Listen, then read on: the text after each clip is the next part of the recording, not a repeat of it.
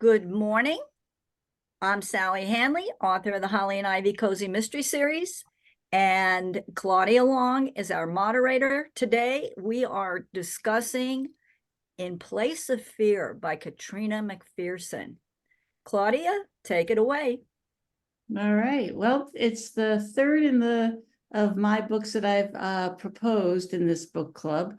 And I think that I'm looking very forward to John's books that he's proposed, because I think you're next, right?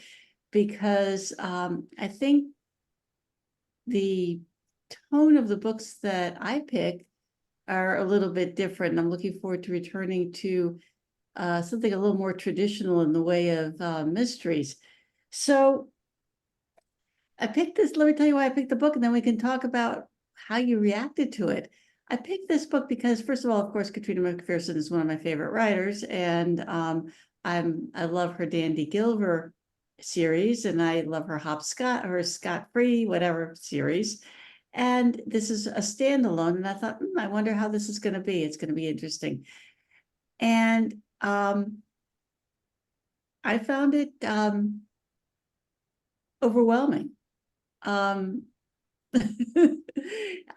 I loved it, but I was overwhelmed. And the couple of the things that I think would be fun to talk about are the choice of language, and also how a mystery can be built around older or different mores than our current ones.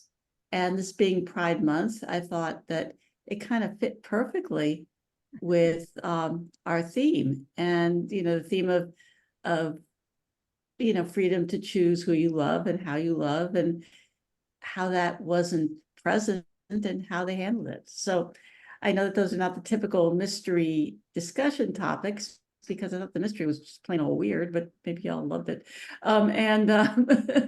So I guess the first thing to talk about, I probably in the best order though, is the mystery itself. The murder and the sleuthing that Helen Nell does. What did you all think? Well, who read it? I loved Alice, it. Alice, you're muted. Oh, There you go. Patty, you were starting to talk? oh yes, I loved it because it had so many different facets to it. I mean, there was so much going on. I love that part. And at first I had trouble with the language. So I had to go back and read it out loud and say, well, that means that. But once I got in, past first chapter, I was reading on and reading on, You were hooked, huh? I didn't see the glossary until I finished. I was going to say there's a glossary in the back, but I didn't see it till I finished either. I have a Scottish friend, a very good friend who, she does this a lot when she talks. She's actually Scottish born and married to another Scot, and so I hear this, and so I could say, "Hey, Denise, what does this mean?" And I'll read it, and she'll say, "That's not how you say it. First of all, you're pronouncing it wrong. Leave off half the letters." And so, but yeah, I thought the language ultimately contributed to the atmosphere. I mean, really made you there in Edinburgh right after the war. But at first, I was struggling at first. I was like, oh, is this going to be like that? Right. I had the same reaction. Go ahead, Alice. In the beginning, I had a hard time with it. And the one word that wasn't in the glossary, which I found after I finished the book, was goonie, which I assume is a gown of some sort. Say the word again. A goonie, Goonie, Goonie. She didn't have the glossary, but Yeah. I guess it was a gown, like the hospital. But when she said the one of waxed paper, that's when you kind of know that it's just like one of those horrible things. Like I went to the doctor yesterday and had to put on paper pants. It was horrible. Anyway, these little things that you put on, and I'm trying to see if what they had here for that. It wasn't in the glossary. You're Well, that's right. what you had warned us that there was a glossary, so I made sure I took a look at it before I started to read, and it was very helpful, but there were tons of words that weren't in there. And I have learned just plow through, because either you're going to get it through the context or it doesn't matter. Ultimately, it doesn't matter. If That's you how I just did. stop. I just Yeah. guessed at it, because if I stopped and looked it up anywhere, I would lose what I was reading anyway. Right. Mhm. So I just went on through guessing. Yeah, I think Some a the lot of it numbers, came clear in context to me. Yeah. But and I'm on Kindle, so you can't just flip back. I mean, you can, but it's You a lose your place. If you go forward to the glossary, which is at the end, then every time you open it, it takes you to the farthest point Yeah. you've read. Yeah. So Mine it has a messes you little up. square at the bottom that says return to, Oh, and so, I probably do. I just don't use it, so I didn't know. yeah. And there's also a bookmark function you can push to, but Yeah, I mark where I am, so it'll Mm. go back to it. But if you get past it, it's difficult to find Mm. which one you want. I had trouble figuring out when she was describing going through the floor to get down to those hidden rooms. And I'm trying to figure out how she moved something, a chest or something, and then was there a trap door? I had trouble following the geography of what was going on and what they ended up using that area for, because I think sort of towards the end, they described how they were changing it, sort of reopening the whole concept of women's health, and were they going to go down into that area, I think that was behind a Couldn't file picture it. cabinet, and she saw the tracks where it moved, and it was on rollers, she thought. yeah. 'Cause it moved It's just- easily, and she found the hidden door But But that's in her office. was it a trap door though? That's what it That said. was in the apartment. that where was she- in the house in the apartment where they the have the trap top door. part. And Yeah. I think they cleaned it up afterwards and gave it to. Oh, yeah, I caught Yeah, that Sandy. part. I Sandy. caught that part in the house, but when in Yeah. the office, I think the door was just behind the cabinet, but those rooms were used for abortions. right. Yeah, I got that part. And Yeah. but I didn't understand really why it was closed off or what they were going to use it for again.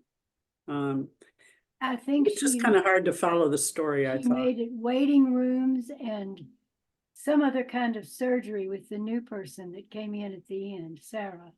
Sarah, yeah. She used it for something, and some of it they gave for her waiting room, Helen's. Right. I thought maybe it was used to help like obstetrics, to help women who were pregnant, not abortion, but just to help them. Yeah, With because they made it exams and one stuff. room for the kids to keep the children while they were dealing Right, with. a That's little right. play area, yeah. They had forgot. 3 rooms and one was for Sarah, Dr. Yeah. Sarah turned it into a Weens, yeah. Yeah. To make them, and which kind of leads us right into the, when you write a mystery about a particular time that's so different from ours, even though it's, I mean, in some ways, not that long ago, and other ways, a world of difference, with the pressures and, I mean, the hysterectomies, I mean, that was Yeah, just, at first I thought Dr. Strasser was doing something good for the women. But right. then Yeah, because that's what Helen thought. She thought, oh, he's, letting women who don't want to be pregnant have abortions. Yeah, He was That- always aiding and abetting the whole yeah, once whole you process saw that why he they- was doing it for the men's convenience. Right, the Yeah, it plot. wasn't for the women. I mean, some of them might have even wanted to keep the baby, and they were told they can't. I Yeah, think it's a whole scheme and a whole plan, and she uncovered it, which was interesting. Yeah, no, I think that initially Helen thinks, okay, this is good, because that was what old Dr. Strasser did, or, yeah.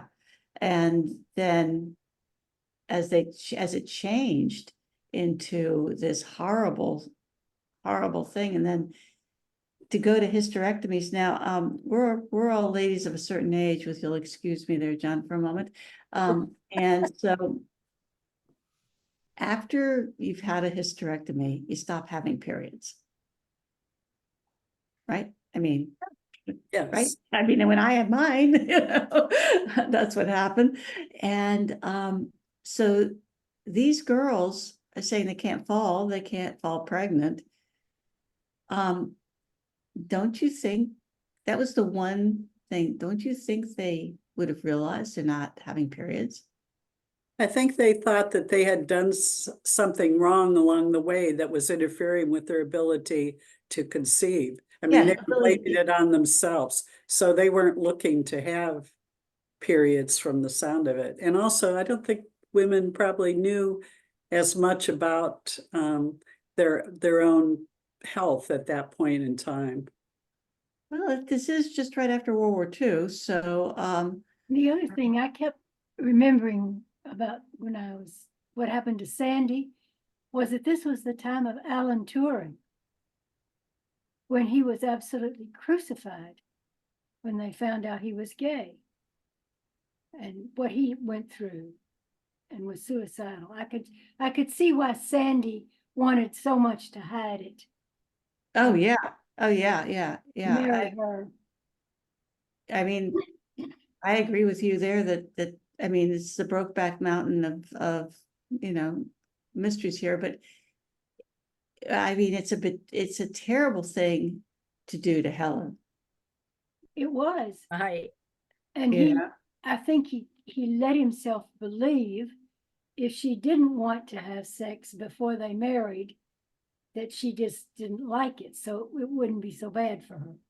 Right, but it's such an incredible betrayal Yeah, of I think I liked him until that, and I thought he talked himself into thinking it was okay.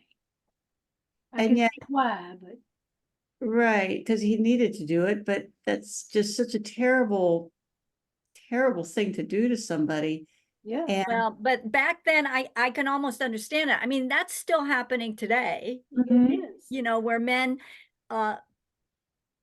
there's such a backlash against homosexuals, once again, and it's so you've got folks, convincing themselves that they can do this and that they can keep it hidden and somehow manage it, or they can be cured of being a homosexual.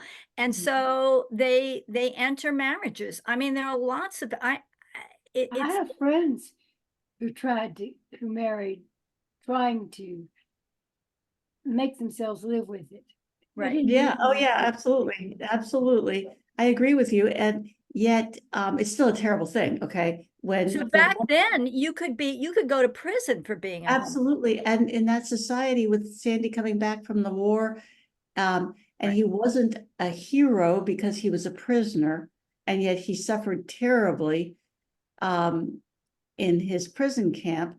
And I could see, I mean, if you go back to the first book we read of the series, which was 9/10 of the Law, the way that Aurora's mind was so warped by the war, what these people went through in this, in that war, left them, I think, just broken mentally. And Sandy probably did think, I'm doing the right thing here, both by Helen, by marrying her, and by myself, to keep myself from being, absolutely vilified. It was bad enough, since he was a prisoner, and the effects of the war. And as you said, the backlash of today, I mean, we have gay pride, it's Pride Month, and yet we have a lot of backlash against gay people right now. And I live in South Carolina. I know, oh yeah, I know about it. about this, yes. and not so much in California, but if you think about the themes in the book, and that was where it kind of started getting me thinking really hard about it. We have a backlash against gays. We have a return to a Supreme Court that makes abortion illegal, allows abortion to be illegal in what, 15, 20 states at this point. And what these girls will go through if they find themselves pregnant is horrific, a lot of them now, which wasn't true 5 years ago. And so we have that. We have the echoes of 1939, 1940 and the anti-Semitism, which is something that, we're experiencing a lot. I'm petrified, to tell you the truth, to go to BoucherCon. I am petrified because of the experiences that so many Jewish writers are having. And so, I mean, it's like, we're returning in so many ways to things we thought we're done with, right? I thought lost we you. were I lost you moving forward. someplace. I lost you. Why are you afraid of BoucherCon? Oh, because I'm Jewish and I because, don't know enough about it, so. okay, there's a huge amount of anti-Semitism at these events now. And Not all of them, or not all of them, but many of them. And I'm just like thinking, oh my gosh, it's just going to be one of them. I don't know. Because it's such a big, well-known conference. Conference, yeah, AWP, it was a lot of people that are in my cohort went, and they were just, it was horrific. And Stimulant, Stimulant, the conference for how shall we say, hot writing, hot romance. They canceled one of their speakers because she's Jewish, and when the 4 hostages were rescued, she said, thank God, on her post. Thank God for the rescue. And so they canceled her. Ooh. And it's, so there's a lot of things going on that, and just even going back to the book, there's the themes that we think we're done with are back in living color. And, so I think it was interesting to read a book that was written 2 years ago and see what it says now, you know what I mean? This book was amazing in the scope of what she covered, and did Yeah. it very much on a personal level. So for example, I thought one of the saddest stories was, well, first of all, you're dealing with socialized medicine also, Mhm. right? Right. That this girl's job is to get people to sign up for it and learn that it's available to them and it won't cost them anything. Then you had some husbands saying they were too proud to take something for nothing. It was like such a clearly an ignorant viewpoint, right? That to not understand that this was a benefit to them as opposed to something that was hurting their pride. So you had that going on. And then for me, the saddest one was the woman who was raped when her husband was in the army. And when he came back and realized this wasn't his baby, he abandoned her. And so she decided she was never going to look good again. Because of course it was her fault for, Mhm. dressing Oh, nicely. always, It was yeah. her fault because she dressed nicely and so her husband just, abandoned her with a baby that was his and pregnant, and she just allowed herself to fall into, just No, total no uh, bar. dishevelment and Mhm. not take care of herself and not take care of anything. And No bar. this was a masterfully written book because it really, I mean, even Helen, she was a no nonsense kind of character. Like she says, you're going to take a shower, you're going to get cleaned up, you're going to clean this place up, you're going to do this.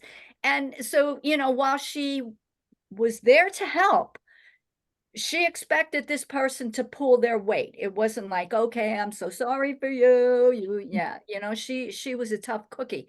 But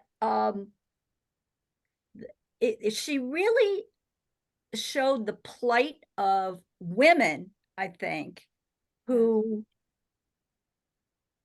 had almost no say in Mhm. a lot that was going on in their lives, where they lived, what they did, how many children they had. They didn't have any say, and it was she just dealt with every aspect of it, I thought. Yeah, I thought that was the social parts were really well done. Yeah. And you forget the end of, World War II, just, I think maybe in the culture there was, I think, a little more, less enlightened, is that the right word, than I thought of it, than I Mhm. thought it was. It could easily have been World War One to me. In what I was thinking, it opened my eyes to how recent these things were, these attitudes, and they are coming back. It's Yeah, awful. that was the thing that struck me the most as I was rereading parts of it, because I read it before I suggested it, so now rereading it to remember for today. I think that, even the NIH or whatever it is, the National Health System there, the resistance to it. You do know that, and I guess you all know for sure, far better than I actually, that there are many states that rejected the expansion of Medi-Cal, Yeah. and even though it's a benefit to the people of the state who can't afford health insurance, and so there's this, but that was on a political basis, not on a we stand on our own 2 feet, but rather on a political basis. But still, that rejection is not foreign. I mean, it's Right. very present. And if you think back to the United States, what I've read is that the parents who were the parents of in the 20s, the roaring 20s, were horrified and appalled by the cultural backswing of post-World War II America. In other words, we became very, very, not conservative isn't the word I want, where, people tried to be the same as one another, um, I'm gasping for a word here, I apologize, but, and the return of a very, very conservative morality and outlook here in the States in the 50s. And I think that it's manifested here in this book in a similar way, only with different, with more poverty and more, I don't know, like this is the inner city, this is gritty, and so it's not the man in the gray flannel suit. Conformity, that was the word I was Yeah. it's This interesting is how. also sorry, this is also a totally different culture. Mhm. This is Europe. And it really, you're right, it didn't become more revolutionary until our generation in the 60s, Mhm. when it was the first time because of Vietnam that people did not believe in the government, what they said. Or that they openly did not, because they're, yeah. Well, even a lot of them just believed blindly. But in the 60s, that all changed, and it has never gone back. Matter of fact, I think it's gotten worse. Well, I think part of that was also mobility. When you look at the people that were in this, they lived in a very small community. They went to war or lived through the war, but they stayed within those the community, so that they had to go back to the word conform. They had to basically conform to the people around them in order to go on with their lives. So Right, this group never saw the Roaring after- 20s. after World War II, at least in this country, people had traveled more, going from one state to another for training or Mhm.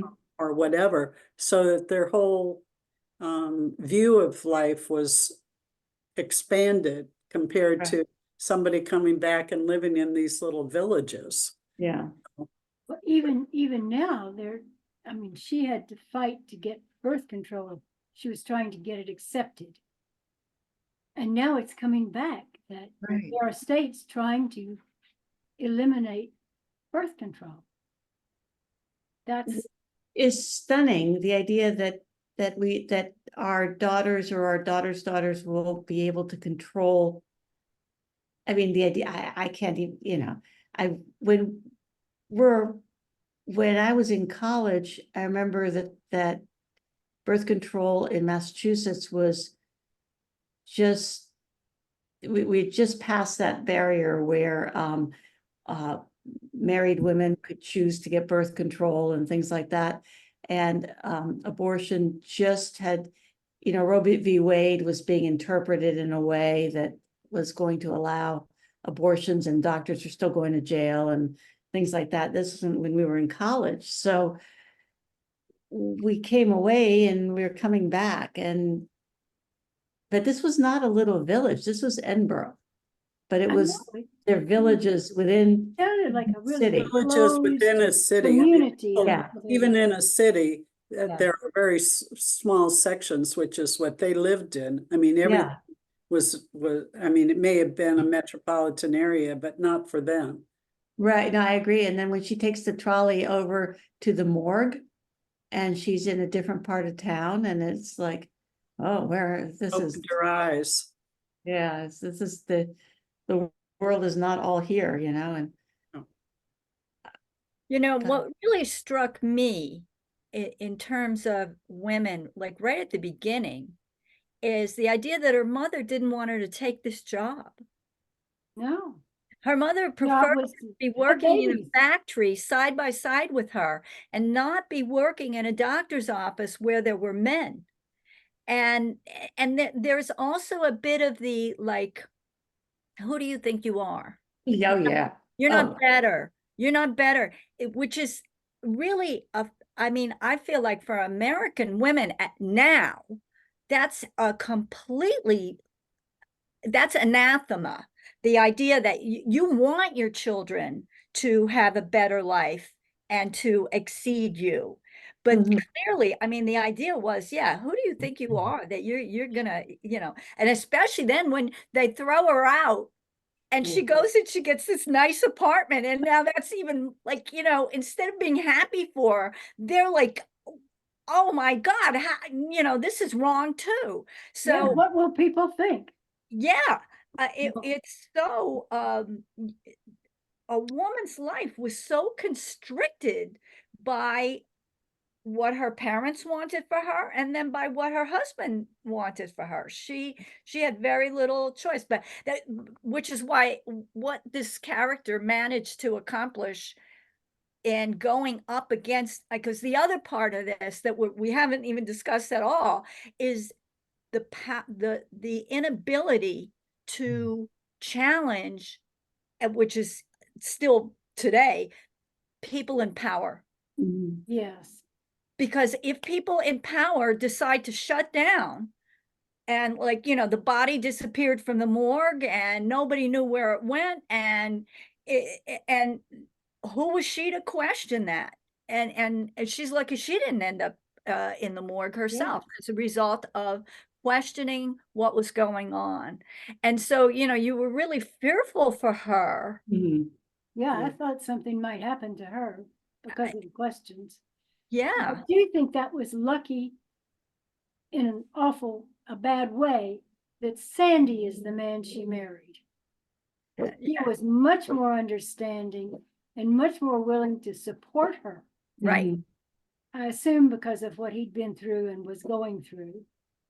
It made him Also, more yeah. understanding. But anybody else, any of the other people, the men around there, except for the doctors, would never have let her do the things she was doing. I think he felt he owed her. That's probably part of it.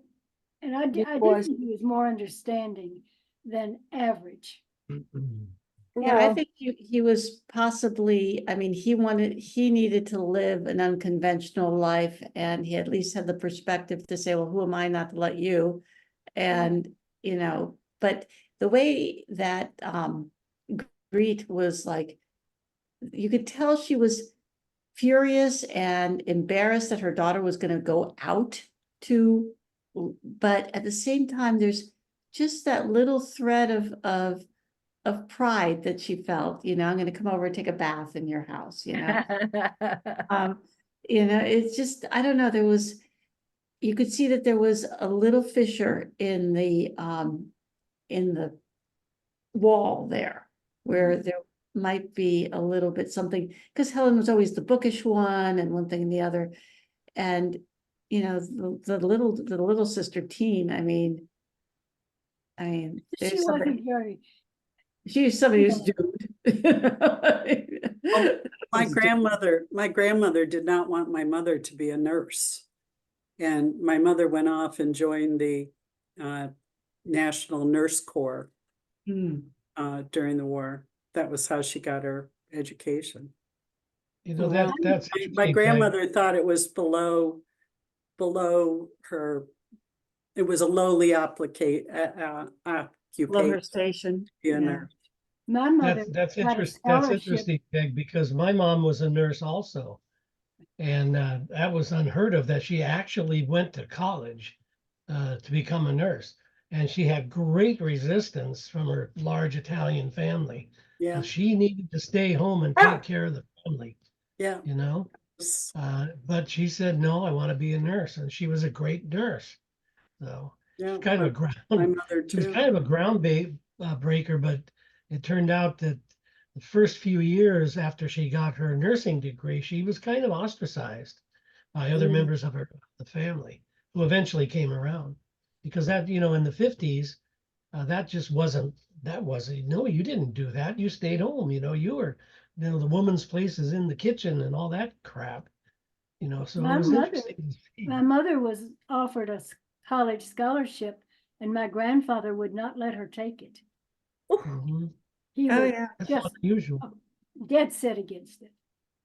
And those were the two occupations, was nursing and teaching for women. Right. That was, That's I all think you you're- could He do. Right. would have let her teach if she Mm. wanted to go to be a teacher, but that was it. No Yeah. other, nothing else would have been acceptable. Yeah, my husband's Kinda mother glad- was from Arkansas, and she was the valedictorian in her little high school. And so she became a secretary because that was the third option. And she ended up being the secretary to President Truman. So, yeah, Wow. so because in a different day, she would have been, you know, an executive, and then she was the secretary to the president of US Steel, because in a different day, she would have been an executive at US Steel. But she was that was what her choices. She was born in 1924 in Arkansas, and so she became the best secretary you could be, you know, the White House secretary and everything else. But you know, it was Well, my mother went on to take some business classes. He Mhm. finally agreed to, and she could typing and shorthand and became a secretary. right. That was choice 3. But Yeah. just for regular college and business and, Oh no. oh no. I don't think that young women today realize how recent that is. Maybe. Yeah. You know, that like right prior to my getting out of college, I mean, before I got my first credit card, but prior to that, women couldn't get a credit card unless their I husband couldn't. signed for it. There. 1977 is the Women's Credit Act, I think, and well, it was all of us. When we graduated high school, there was still Help Wanted male and Help Wanted female in the newspaper, right? You Yeah. know, remember that? And then it wasn't until at least my year of college, maybe depending on the 2 or 3 year differences between us, you know, which year it was that changed. You know? I forgot that. Oh, yeah. Yeah, That's I great. couldn't get a credit card in my name. I couldn't buy my first car in my name. My father had to sign it with me. Wow. Yeah. And Or my in sister fact, got they married in let North me put Carolina. my name with his. Yeah. It was his My car. sister got married in North Carolina, and when she got divorced, they gave him the car, even though my dad had bought it for her before they were married. You know, it's like, no, you don't get to have it's in his name, you know. I mean, it's like it's in both our names, but didn't work. It's just crazy. Wow. There are so many things that I'm sure my granddaughter has no clue about. She must think I grew up in really in the dark ages. Edinburgh in 1949 or something, you know. Yeah. Well, Maybe you know, in a way, they were the dark ages, right? For women, Yeah, and the lights dimming now. Yeah, I was gonna say, I see the curtains closing over here, you know. it's pretty terrifying. Yeah. But back to these, to the crimes that were committed in this book, right? These men were really despicable, right? They had this little club going. They were all the most prominent men and they would have these private little parties with these girls, get them pregnant, and then just route them over to the doctor, who would not, like you said, not just perform an abortion, but then give them a hysterectomy so these guys never have to worry about it again. It was, I mean, it's just a horror. It's a horror. And I'm sure it happened. Yeah, I think I'm sure it is. It did too. But it was, you know, these women they meant nothing they were nobody. They were inconsequential. Just a And commodity. yeah, yeah. Well, It who's was- the guy that just committed suicide in New York? Oh, Epstein. Yeah, Uh, so, I mean, it's nothing new. Exactly. It was nothing new then. Exactly. they're still looking to open up those tapes of his to the public. We'll see what happens. I doubt it. They seem to protect their own. Well, Yeah. exactly, which is the whole that was the supreme horror to me in this book, is that these were powerful men who could shut down any questioning, and they would have shut down even just like a policeman at a lower level. They Oh, yeah. men didn't have any right to tell, you know, like the mayor or the One was a judge, and yeah, you couldn't question them. Nobody could. Yeah, that cover up I thought was very telling in the book. You know, with the morgue and the police and how they was changing names, and it really brought out how severe a practice it was. Right. And nobody could You do just say anything. the young woman who Sinclair, you know, the one who wasn't murdered, but she was the sort of the byblow, or the offshoot, Turner is Sinclair's other daughter. right, exactly. And the fact that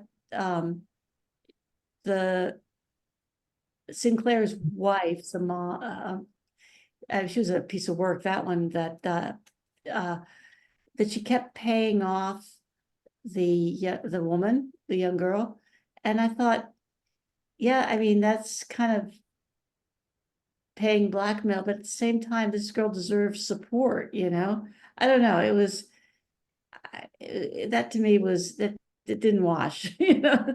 That didn't work for me, that one detail, but it made it hard for me to understand. I mean, either you take the girl in or you don't, but I don't know. It was just to protect her reputation Yeah, in society, wasn't it?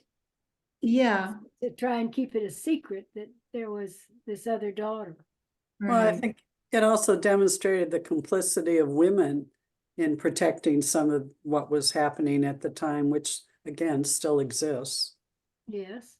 Well, if your choices are so, yeah, I guess you're right, but if your choices are so narrow, you protect them one way or the other, right?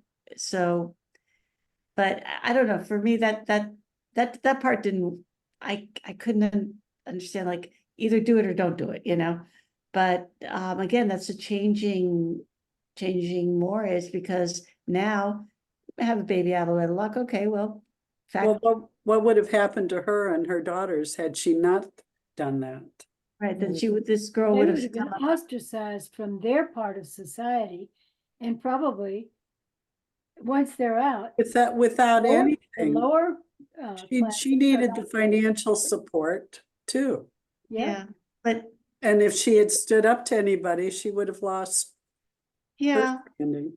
but I don't think that illegitimate side children were that unusual for the powerful, and so people would have said, "Oh, well, you know, men will be men or boys will be boys," and you know, I just for some reason that seemed to be too big a hammer for what it was going on. But again, maybe that was just because of my modern sensibility, you know, or my modern view. John, can I ask what you think of all this? You're not saying much. Well, it's interesting because I don't have these discussions with male friends, right? Yeah, They're not going to be as honest, quite honestly. I still see a lot of it. We got our first female officer in 1975, and poor thing only lasted about a year and a half. They literally drove her out of the police department. She retired and moved out of state. And I mean, it was horrible. But a few years later, we started getting more. And I'll tell you, some of the best officers we had were the female officers.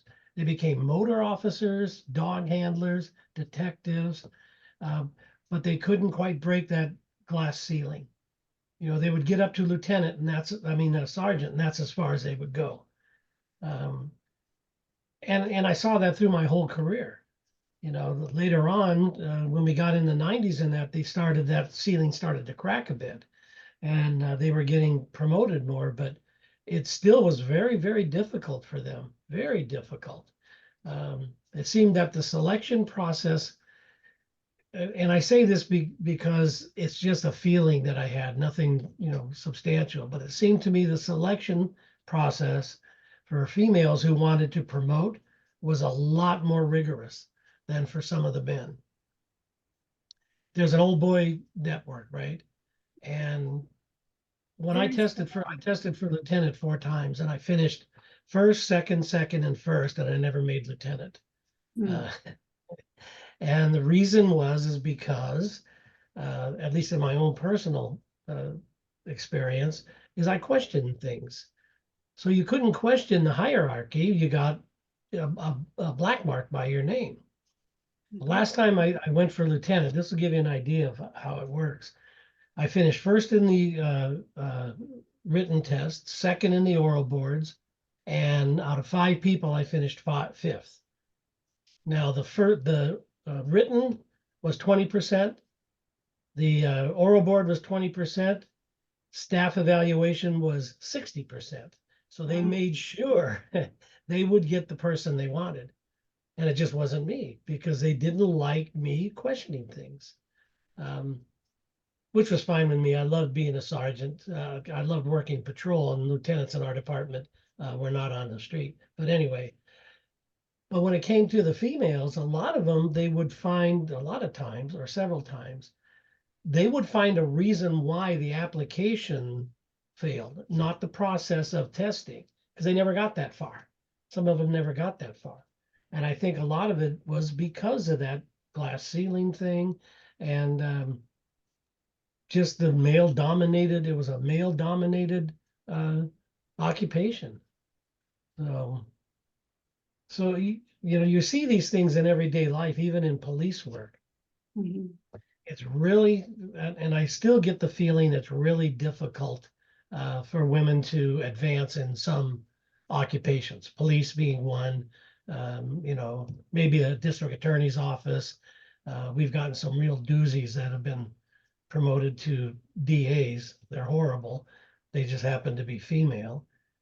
But I think part of the reason is that there is a drive now for everybody and everything to show how inclusive they are. So it seems to me that a lot of these things that they're doing, hiring a female or a minority or a gay person, that has a lot of weight in the testing process, and it shouldn't. It should be based strictly on their qualifications. But I think they've gone too far over on the other side right now, and it's going to come back, I think, and even itself out. It always does, but I think a lot of it's it, never going to go. It's never going to go away. a lot you of know? those things, though, they hire them because they need to, basically required to, but then they don't use them. They don't, Yeah. that's it. You're here, that's all you get. Yeah. I work for a You know, big male-dominated company in Greenville, and they hired Black people, they hired women when they had to, and that was it. They stayed at the Yeah. bottom. They did not, very, very few of those people moved up at all. Yeah, that's right. Because I started in law enforcement in 1971, and there were no women cops, none, anywhere. They were always in support roles, dispatchers, community service officers, that sort of thing, evidence technicians. And in my 30 years there, not one female became a lieutenant, and we had some of the best. They ended up going to other departments where they got their promotions. But not with my little department. It was a good old boy network. You know? John, you said something very interesting at the or a couple minutes ago, and you said you wouldn't have these discussions with your male friends. Did you have a chance to read through and all the way through the book, or have you not yet finished it? I'm sorry, what? Have you been able to read the whole book yet, or have you not yet finished? This book? Yeah. The one that we're discussing? Yeah. No, I haven't read the book at all. Oh, okay. Because I was going to I'm ask. just the reason I'm here is I wanted to see how the meetings go, because I've got 3 of them to Oh, do. No, I'm just, I wanted to get your view as as my mother would have said, the rooster in the hen house, to, on how some of these issues were portrayed from your point, your reaction. But if you haven't had a chance yet to read it, it's unfortunate because, your description of, how the good old boy network still keeps women from advancing, even with this, DEI, the diversity, inclusion, etc. You can hire a lot of people and not promote them, or you can promote somebody and then have everybody say that was just because you were a woman, and that's a cuts the question legs that comes up all the time. Yeah. When you see that either a minority or maybe a gay person or a female gets hired as a chief or a captain or whatever, a lot of, and some of my friends do this. Well, they only hired her because she's a woman. They had to, They had to, yeah. But Darlene, if you look at it, if you look at their backgrounds, they're eminently, a lot of them, most of them are eminently qualified. Right. They kind of forget about that. Or more Darlene, you have, qualified. wait, go ahead. They changed the law for discrimination in the mid to late 80s. It used to be if you wanted to claim discrimination, it was like a catch-22 situation. You had to say that you were nuts over it, that you just couldn't handle it. And then you would be kicked out of the police department. They changed Exactly. the law to where it became a hostile work environment. Yeah. And that changed the whole equation. Because then at that point, you just had to show that, you weren't promoted because, you were a woman, or, it was male well, it was male dominated. But the discrimination, as you said, the good old boys network, I couldn't even become a sergeant until I was number 1 on 2 lists. 2 lists. And Yeah, even that's the way it was. they protested. I mean, it's just the way it was. And it took me many years and I was passed over. I actually had people from the county come to me and say, when are you going to do something about the way you're being treated? I was on 14 years before I actually got promoted. Yeah. It was a horror. Now, a lot of things have changed. And I still belong, I think I told you, to the International Association of Women Police. And the promotions and the jobs that women get are incredible. Had I been 10 years later, I could have named my ticket. Yeah. Well, from what I'm hearing you all saying about the book, it sounds very realistic. You know, the issues that are going on in this book at that time period. Mhm.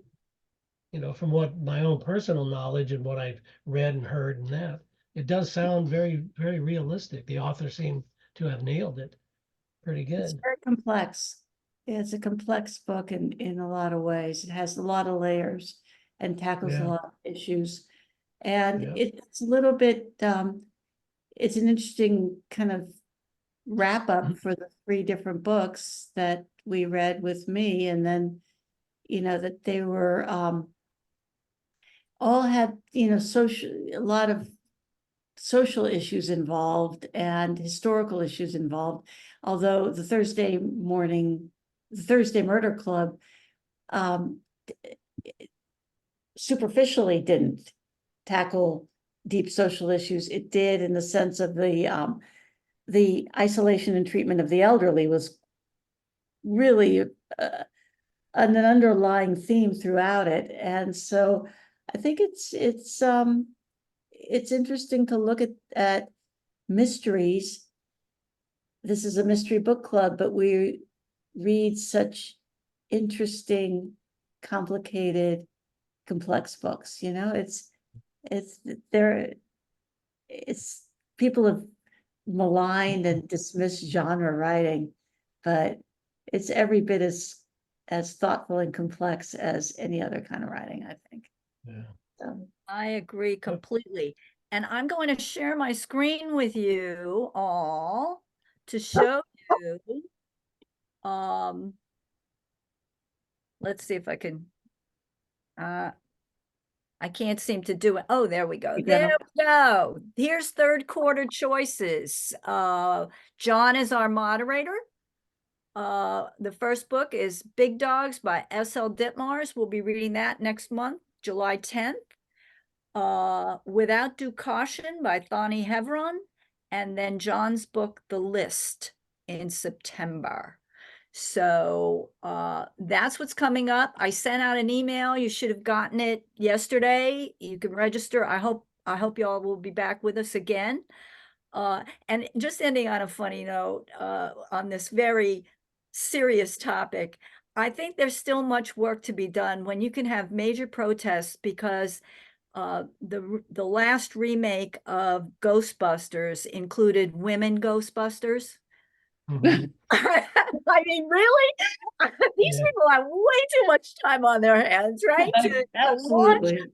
a major protest because they made a Ghostbusters movie with a cast of women. So yeah, the struggle remains. We carry on, ladies. Carry on, carry on. We need guys like you, John, to support us in our efforts. I'll tell you, I made some lifelong friends in the police department, and 2 of the closest ones are women. Unfortunately, both of them had to leave our department to advance, and they did.